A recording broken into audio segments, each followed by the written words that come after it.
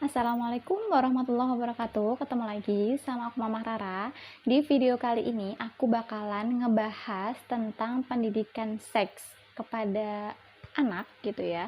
Jadi nanti aku bakalan memberikan pendidikan seks menurut usianya. Jadi dari usia balita, usia dini, kemudian usia remaja seperti itu. Nah, nanti aku bakalan ngebagi beberapa part. Nah, yang part yang pertama ini khusus untuk pendidikan seks kepada balita dan juga kepada anak usia dini. Gimana ya pendidikan seks dan apa sih yang harus kita katakan kepada anak? Jadi ikuti terus videonya sampai selesai ya.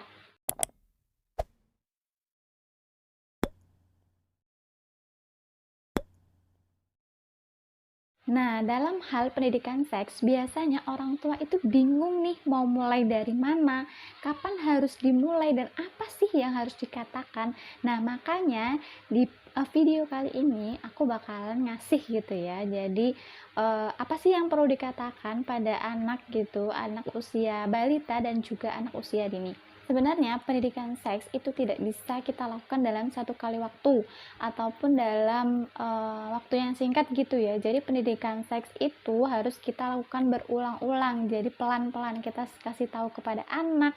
Pokoknya seiring berjalannya waktu anak juga akan mengerti apa yang tidak boleh dan apa yang boleh disentuh orang lain seperti itu. Dilansir dari Planet Parenthood, nah, penelitiannya itu menunjukkan bahwa pendidikan seks yang dilakukan oleh pengasuhnya ataupun dilakukan oleh orang tuanya kepada anaknya secara terus-menerus, ya pokoknya tentang pendidikan seks dan hubungannya itu lebih memperkecil kemungkinan untuk mendapatkan resiko masalah kesehatan seksualnya dan lebih cenderung sehat. Sebenarnya, anak dan remaja itu sama-sama membutuhkan pendidikan seks secara dini. Dikutip dari Journal of the American Academy of Pediatrics, baik anak-anak maupun remaja itu perlu mendapatkan pendidikan seks yang akurat. Hal ini diperlukan agar mereka itu mendapatkan perilaku seksual yang sehat dan juga untuk mencegah terjadinya pelecehan seksual. Nah, Bunda, jadi tidak ada kata terlambat ya untuk memulai pembicaraan kepada anak kita tentang perilaku seks ataupun tentang pendidikan seks kepada anak kita. Yang pertama itu panduan seks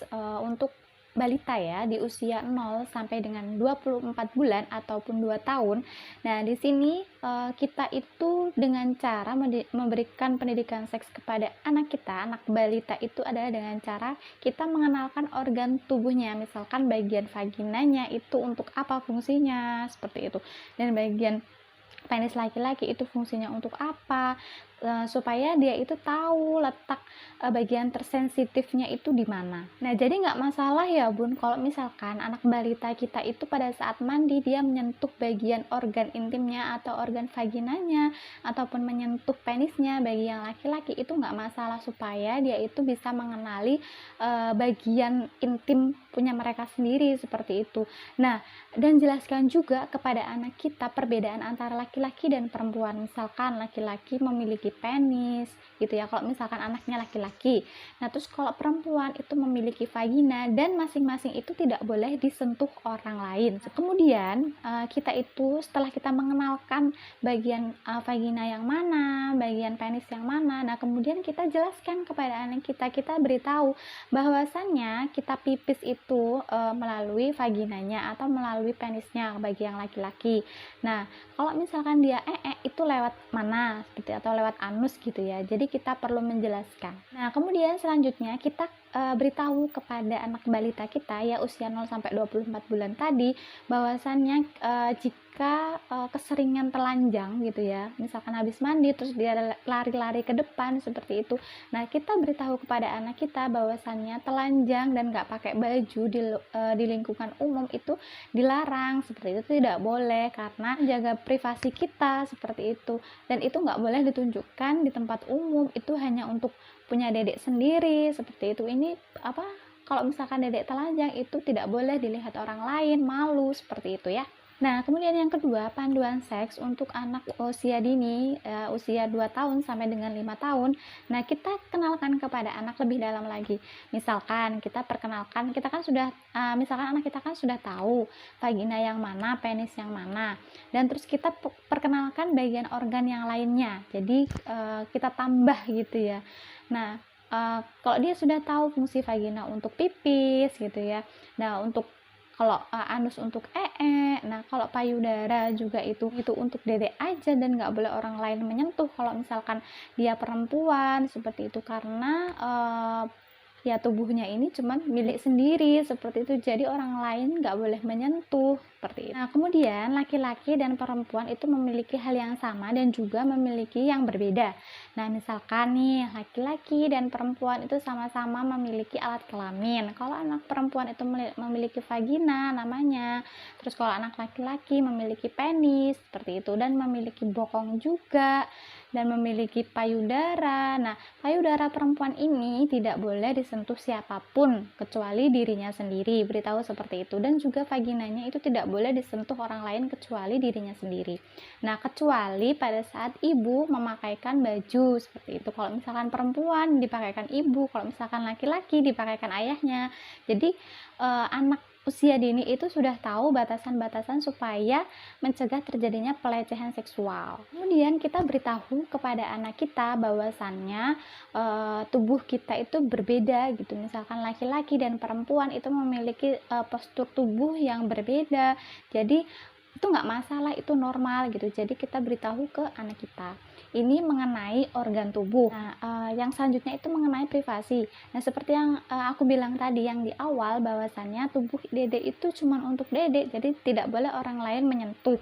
Nah, itu kita jelaskan di sini ya, karena ini masuk di privasi. Nah, kemudian yang kedua, kita kasih tahu ke anak kita bahwasanya kalau misalkan kita mau telanjang gitu, tidak boleh dilihat umum. Misalkan hanya boleh mama atau ayah yang melihat. Jadi misalkan kalau ada anggota keluarga lain datang, kita nggak boleh telanjang di depan mereka. Jadi menjaga privasi. Jadi kalau misalkan ada orang lain, dedek malu, seperti itu. Jadi kita ngasih tahu pelan-pelan dan berulang-ulang, seperti itu. Nah, kemudian kalau misalkan lagi di kamar mandi gitu ya, kalau mamah lagi di kamar mandi atau dedek lagi di kamar mandi, kita lebih baik mengetuk dulu pintunya.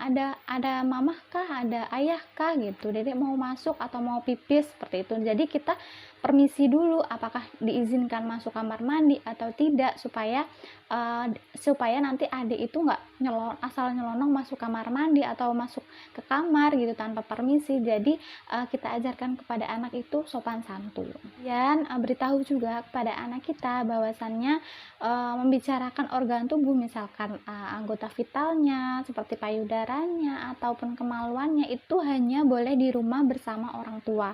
Jadi adik tidak boleh membicarakan hal ini bersama temannya di luar ataupun di sekolah ataupun di mana, pokoknya privasi adik itu di rumah, seperti itu. Nah, kemudian beritahu kepada anak usia dini itu bahwasannya adik itu memiliki privasi, jadi hanya orang-orang tertentu yang boleh menyentuh adik. Misalkan hanya ibu yang boleh menyentuh adik ketika mengganti baju, atau selebihnya tidak boleh orang lain menyentuh karena anggota tubuh adik ini adalah privasinya adik, jadi tidak boleh sembarangan orang menyentuh. Kemudian kita beritahu kepada anak kita bahwasannya kita tidak boleh asal memeluk orang ataupun berjabat tangan kepada orang kecuali orang tersebut mengizinkan. Jadi kita tahu sopan santun kepada orang lain. Dan kita beritahu kepada anak kita bahwasannya ketika kita sedang periksa ke dokter ataupun dipegang suster, itu tidak apa-apa karena mereka itu memiliki kepentingan, misalkan ingin memeriksa dede, seperti itu. Nah, kalau misalkan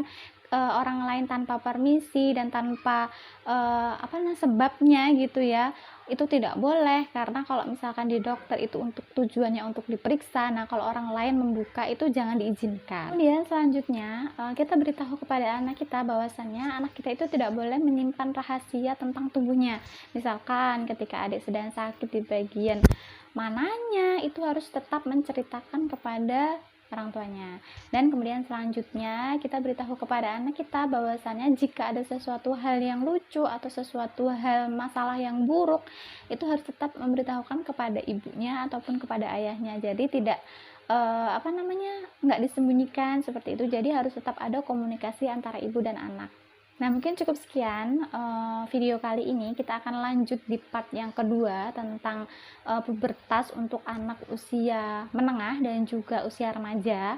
Jadi video kali ini bermanfaat dan bisa dimengerti oleh bunda di rumah untuk memberikan pendidikan seks kepada anak kita. Jadi nggak usah bingung-bingung lagi apa sih yang perlu kita katakan kepada anak balita ataupun anak usia dini gitu. Jadi kita orang tua juga wajib belajar karena anak kita itu adalah tempat belajarnya kita gitu, karena kita akan terus menerus belajar.